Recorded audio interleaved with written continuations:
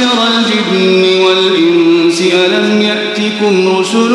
منكم يقصون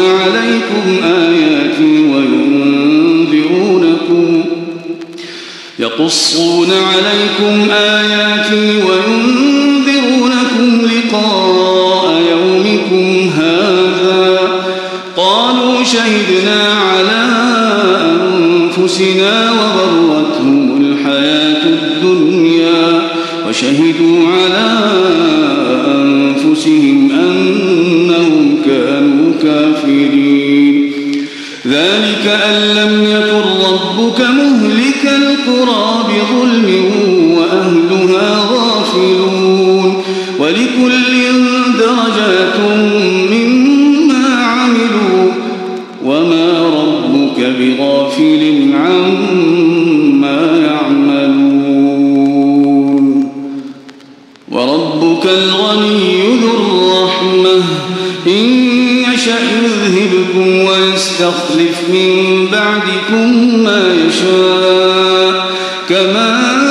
أنشأكم من ذرية قوم آخرين إنما توعدون لآت وما أنتم بمعجزين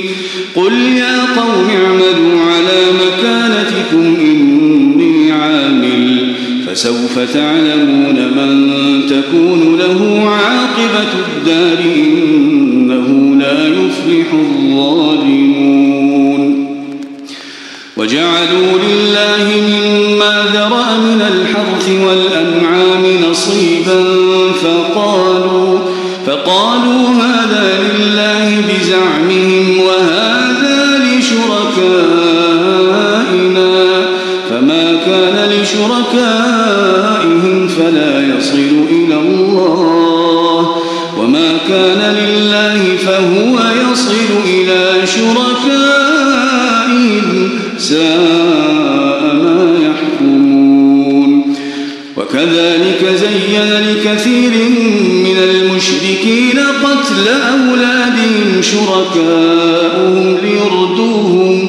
ليردوهم وليلبسوا عليهم دينهم ولو شاء الله ما فعلوا فذرهم وما يفترون وقالوا هذه أنعام وحرث حجر لا يطعمها إلا من نشاء بزعمهم وأنعام حرمت ظهورها وأنعام لا يذكرون اسم الله عليها افتراء عليه سيجزيهم بما كانوا يفترون وقالوا ما في بطون هذه الأنعام خالصة لذكورنا ومحرم على أزواجنا وإن يكن ميتة فهم فيه شركاء سيجزيهم وصفهم إنه حكيم عليم قد خسر الذين قتلوا أولادهم سفها بغير علم وحرموا ما رزقهم الله افتراء على الله قد ضلوا وما كانوا مهتدين وهو الذي أنشأ جنات معروشات وغير معروشات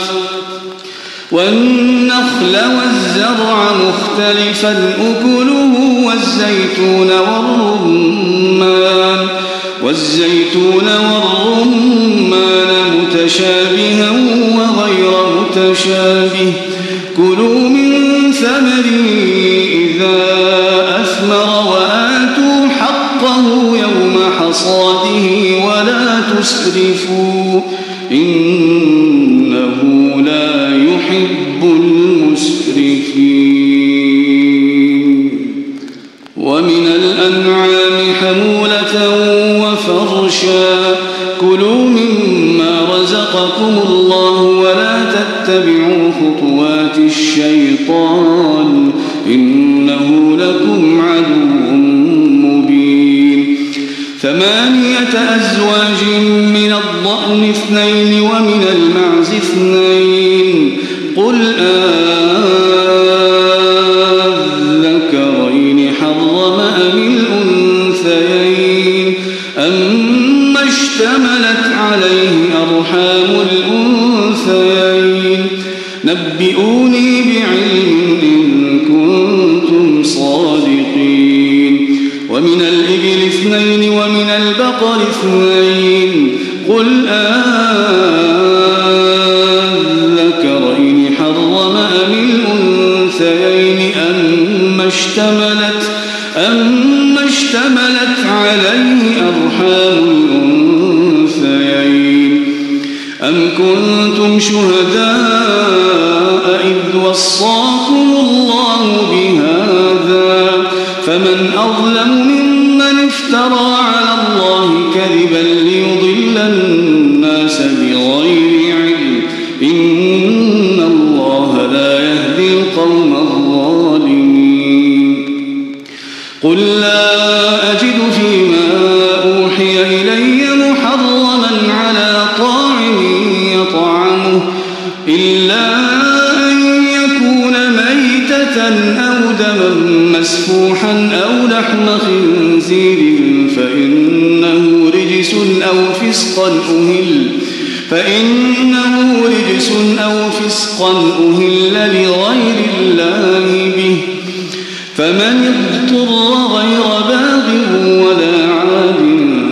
فإن ربك غفور رحيم وعلى الذين هادوا حرمنا كل ذي ظفر ومن البقر والغنم حرمنا عليهم شحومهما إلا ما حملت ظهورهما أو الحوايا أو ما اختلط بعظم ذلك جزيناهم ببغيهم وإنا لصادقون فإن كذبوك فقل ربكم ذو رحمة واسعة ولا يرد بأسه